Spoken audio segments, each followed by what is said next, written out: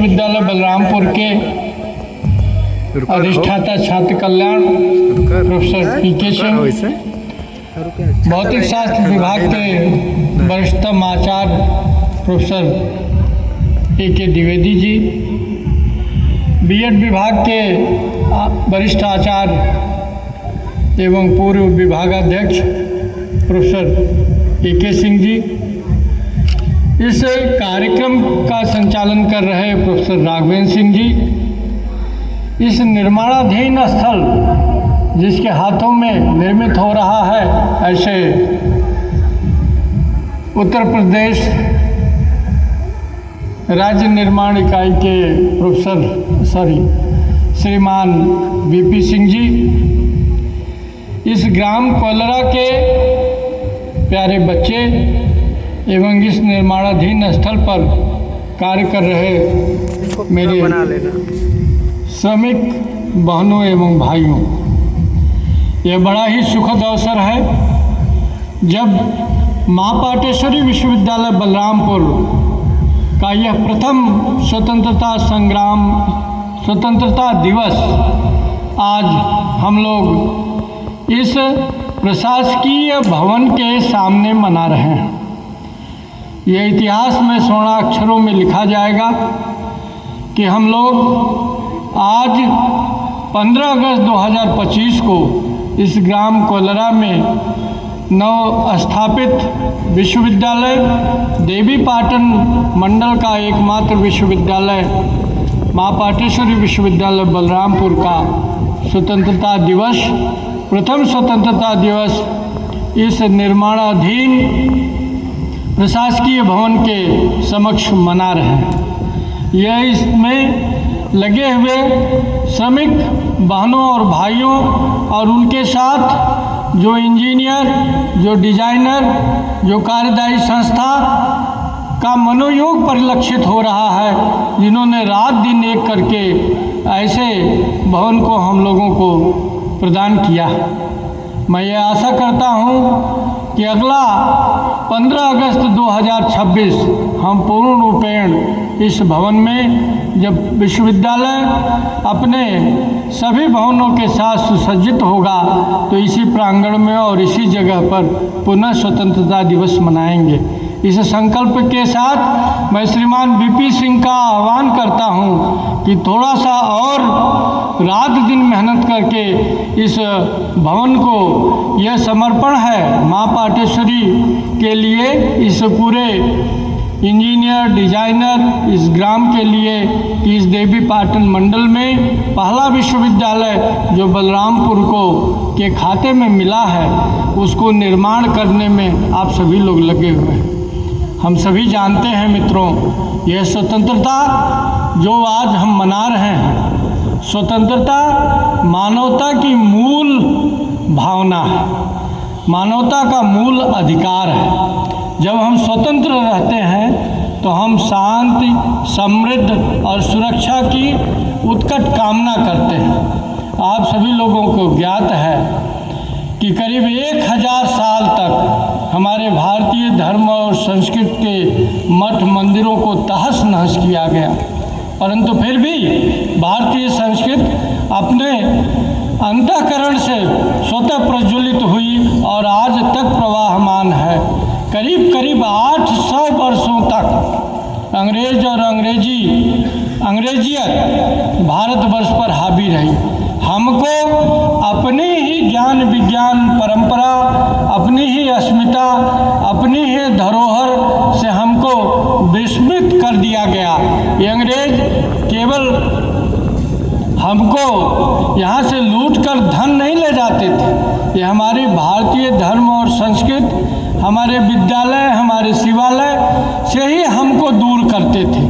ऐसी शिक्षा पद्धति उन्होंने हमारे ऊपर थोपने का प्रयास किया और किया भी, जिससे हमारी जो पुरानी भारतीय शिक्षा थी, हमारी जो शिक्षा ऐसे ज्ञान विज्ञान का पोषक थी कि जो हम अपने अरण्य में, अपने वन में, अपने मठ मंदिरों में रह कर के प्राप्त करते थे, उसी को पुरानी तथाकथित पिछड़ी हुई शिक्षा बना करके पेश हमारे सामने किया और अंग्रेज़ों ने हमसे ही दूर कर दिया। धीरे धीरे ये सोने की चिड़िया कहा जाने वाला देश हमारा भारत का नामकरण परिवर्तित किया गया। भारत को इंडिया कहा गया। इंडिया कहते कहते लेकिन आपको ध्यान रखना चाहिए कि जब हमारा भारतीय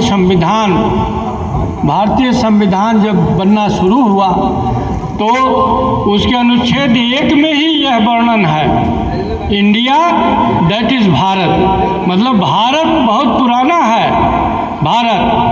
उस भारत जो आजकल आधुनिक उस समय का 1950 का इंडिया था वो और कुछ नहीं, वो भारत ही है। ऐसा अनुच्छेद 1 कह के हमको वर्णित करता है, सिखाता है। हम बहुत ही मुश्किल से ये पूरा देवी पाटन मंडल ऐसे स्वतंत्रता संग्राम सेनानियों से पटा है। कुछ गुमनाम है, कुछ किसी का नाम है, कोई इतिहास के पन्नों से गायब है, जानबूझ करके गायब किया गया। ऐसे लोगों को जिन्होंने अपना बलिदान दे करके ये स्वतंत्रता प्राप्त कराई है हमको। साथियों, हम सबको याद रखना पड़ेगा, ये बहुत ही बहुमूल्य अधिकार है। स्वतंत्रता बहुत ही बहुमूल्य है। यह स्वतंत्र होने से ही हम सुख, शांति और समृद्धि की कामना कर सकते हैं। ये भारतवर्ष 7000 वर्षों से अपने रीति रिवाज और परंपरा से अनवरत प्रवाहमान है।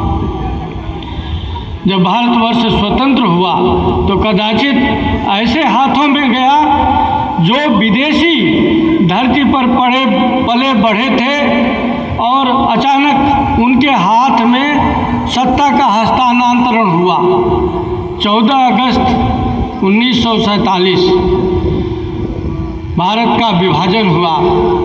विभाजन दिवस हम 14 अगस्त को मनाते हैं।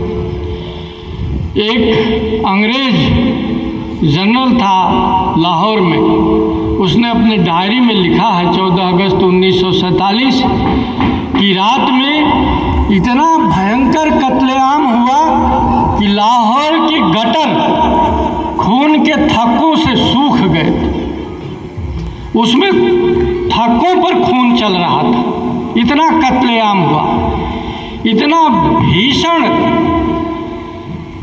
मनुष्यों का एक जगह से दूसरे जगह जाना हुआ। सारे हमारे मुसलमान भाई बहन जो स्वतंत्रता संग्राम में कंधे से कंधा मिला करके स्वतंत्रता प्राप्त कराए थे, एकाएक उनको लगने लगा कि अब हमको पाकिस्तान जाना चाहिए। जो मुसलमान भाई बहन पाकिस्तान गए उनको मुजाहिर कहा जाता।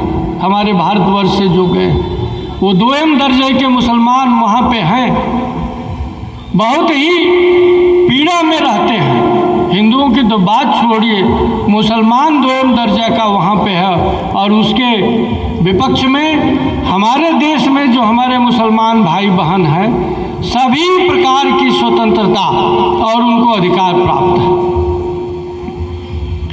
ऐसा विभाजन हुआ 14 अगस्त 1947 को। जब ट्रांसफ़र ऑफ पावर हुआ, उस ट्रांसफ़र ऑफ पावर से हम स्वाधीन हुए। बहुत ही अच्छा शब्द है, स्वाधीन हुए, अपने अधीन हुए। राजनीतिक स्वतंत्रता मिली। स्वतंत्रता से अच्छा शब्द है स्वाधीनता, क्योंकि उस समय हमारे तंत्र अपने नहीं थे, सब अंग्रेज़ों के तंत्र थे। तो इस वजह से उस समय राजनीतिक रूप से हम स्वाधीन हुए, अपने अधीन हुए। और वह स्वाधीनता हमारे लिए ट्रांसफ़र ऑफ पावर से हमको मुहैया कराई गई थी। जब देश ऐसे हाथों में आया, उस समय आकांक्षा थी कि सुशासन होगा, भारतीय धर्म संस्कृति का मान बढ़ेगा। मैं ऐसा नहीं आपके सामने कहना चाह रहा हूँ कि उस समय काम कोई नहीं हुआ, काम हुआ, क्योंकि उस समय के प्रधानमंत्री, यूनाइटेड किंगडम के प्रधानमंत्री विंस्टन चर्चिल थे। चर्चिल ने ब्रिटिश पार्लियामेंट में खड़े होकर के कहा था, ये हमको याद रखना पड़ेगा, जब ट्रांसफ़र ऑफ पावर करके अंग्रेज गए यहाँ से, तो विंस्टन चर्चिल ने अपने पार्लियामेंट में ये कहा था कि भारत का कोस कोस पर पानी बदलता है, उसकी संस्कृति बदलती है, उसकी वेशभूषा बदलती है, उसकी भाषाएं बदलती हैं। ऐसा विविधता वाला देश राजनीतिक रूप से एक नहीं रह पाएगा, ये बिखर जाएगा। ये ब्रिटिश पार्लियामेंट में ब्रिटिश प्रधानमंत्री विंस्टन चर्चिल का कथन था। गणतंत्र हुए हमको 75 साल हो गए, स्वतंत्रता मिले हमको, हम यहाँ तक पहुँचे हैं मित्रों,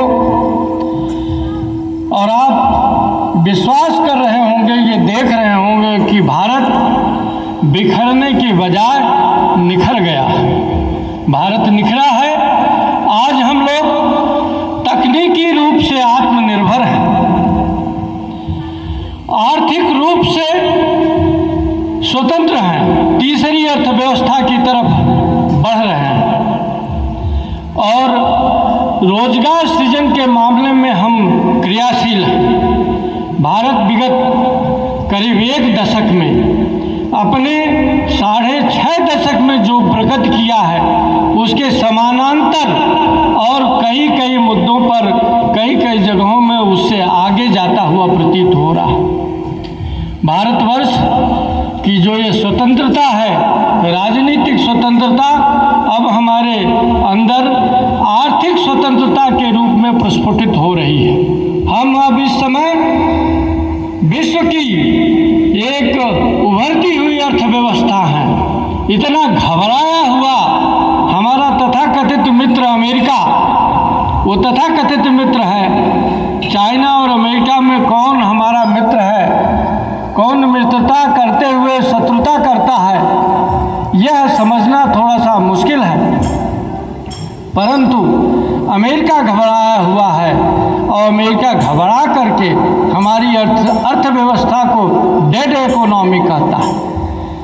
ऐसे भारतवर्ष को जो उन्नत के शिखर पर उसका पथ प्रज्वलित है, वो अपने विरासत का संरक्षण करते हुए अपनी विविधता को अपनी एकता का मूल मंत्र मानते हुए आगे बढ़ रहा है।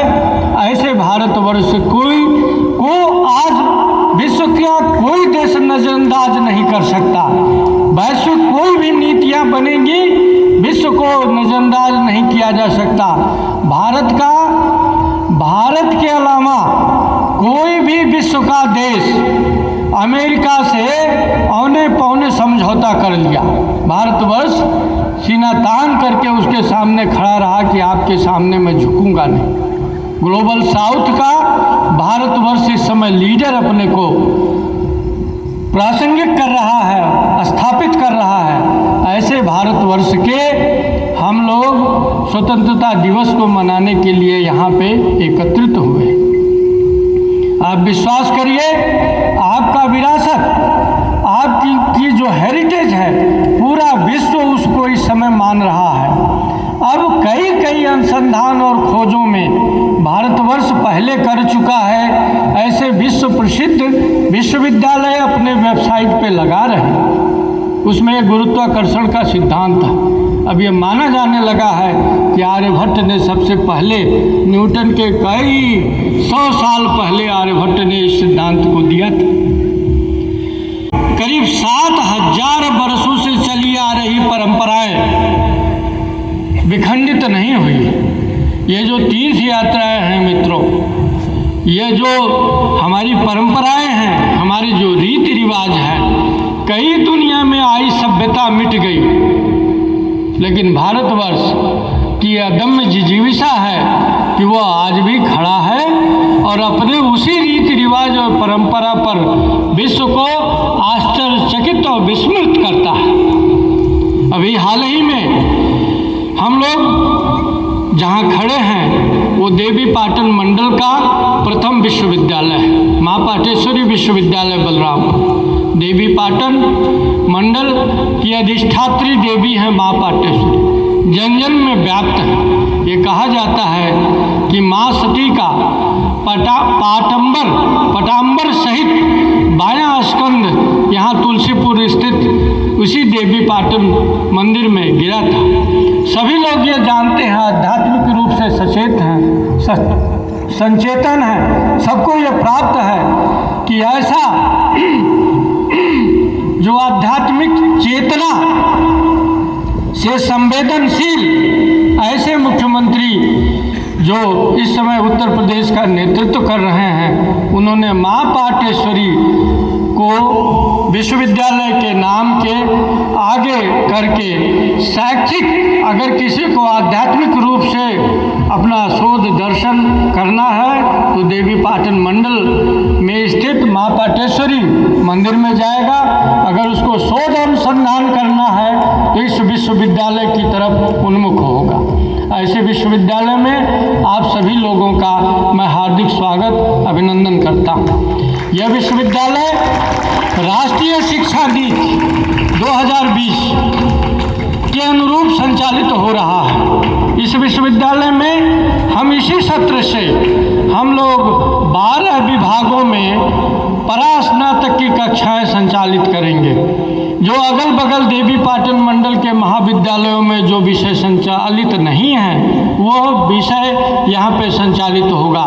जैसे LLM, MCA, ancient history, culture, environment science, इस तरीके से 12 विभाग जो है हम लोग लेकर के आ रहे हैं। ये आप लोगों के शैक्षिक उन्नयन के लिए है। विश्वविद्यालय केवल बच्चों को, शिक्षार्थियों को, विद्यार्थियों को ही पढ़ाने का स्थान नहीं होता है। ये पूरे मंडल को भी राजनीतिक रूप से, आर्थिक रूप से, सांस्कृतिक रूप से संवेदनशील और सचेत बनाता है।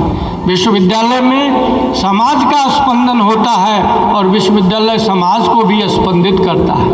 ऐसे विश्वविद्यालय में हम सभी लोगों को आने का मौका मिला है। मुझे इस विश्वविद्यालय में प्रथम कुलपति होने का दायित्व प्रदान किया गया है। माँ पाटेश्वरी की कृपा से मैं आप सभी लोगों के शैक्षिक उन्नयन की सेवा में लगा हुआ हूँ। मैं ये आशा करता हूँ कि आप पग पर मेरी सहायता करेंगे और इस विश्वविद्यालय को राष्ट्रीय और अंतर्राष्ट्रीय स्तर पर ख्याति दिलाने में मेरी आप मदद करेंगे।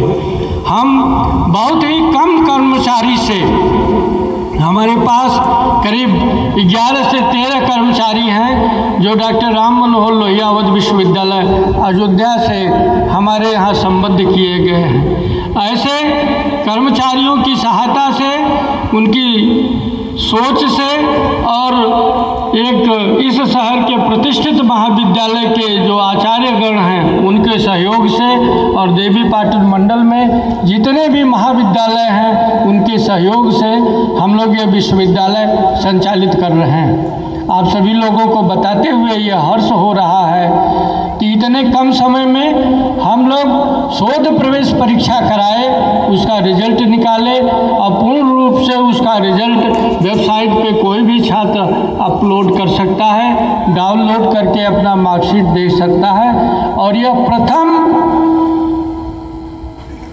यह कार्यक्रम है, प्रथम शोध के कार्यक्रम से हम माँ पाटेश्वरी विश्वविद्यालय को शैक्षिक कार्यक्रम शुरू किए हैं और प्रथम रिजल्ट हम लोग अभी कुछ दिनों पूर्व ही घोषित किए हैं।